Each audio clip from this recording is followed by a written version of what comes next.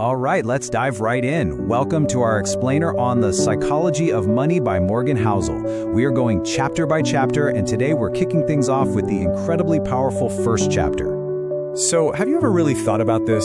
I mean, it's the core question of the entire book.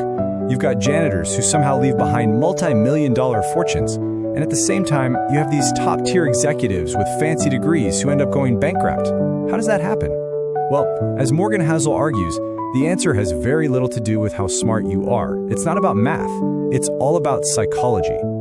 And hey, if you're just joining us for this series, welcome. We are breaking this amazing book down one chapter at a time. And just a quick tip, to get the full story, including the wild details about that janitor and the executive I just mentioned, you'll definitely want to check out our explainer on the book's introduction first. It sets the whole stage. Okay, let's get into chapter 1. The main idea here is actually pretty simple, but it will completely change the way you look at money. The title is No One's Crazy, and the whole point is this.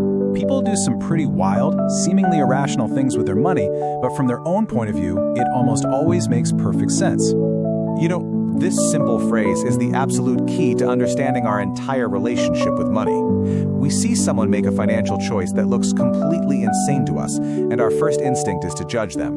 But Housel says, wait a minute, we're missing the most important piece of the puzzle, their story. And Housel just nails the problem with this quote. I mean, think about that for a second. Our own personal experience with money is this tiny, microscopic sliver of all of human economic history. But that tiny sliver accounts for like 80% of our financial worldview. It becomes the only lens we know how to look through. So this reality leads to a fascinating concept, this idea of a financial fingerprint.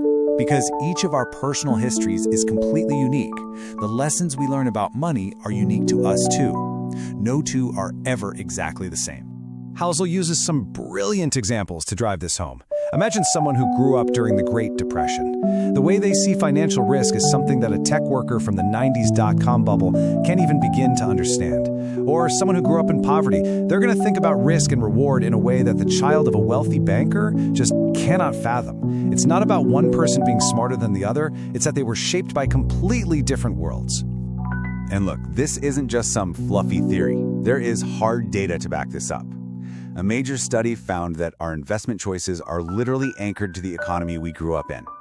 If you came of age when the stock market was soaring, you're way more likely to invest in stocks later in life. It's not pure logic, it's about what feels normal based on your own tiny slice of history. And this chart, wow, this chart just says it all. Take a look. If you were born in 1970, the stock market basically went straight up during your teens and 20s. So the lesson you learned was stocks go up. But if you were born just 20 years earlier in 1950, the market went absolutely nowhere during that same period of your life. It's the same exact market, but it taught two generations two completely different lessons. Okay, so with that whole framework in mind, that everyone's normal is different, let's look at a classic example of what most of us would call crazy financial behavior: buying lottery tickets. Get this. The lowest income households in the U.S. spend on average $412 a year on lottery tickets. That is 4 times more than the highest income group spend. And for a lot of these same folks, $400 is an emergency expense they simply couldn't afford. So on the surface, this makes absolutely zero sense. It looks completely irrational. But Housel asks us to just pause and try to understand the story they might be telling themselves.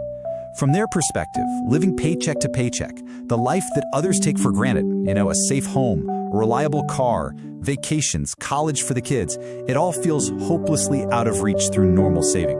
So that lottery ticket, it isn't just a piece of paper. It's the only tangible thing they can hold in their hand that represents a dream of a different life. They're not just paying for a ticket, they're paying for hope. So why is this idea that no one's crazy so incredibly important?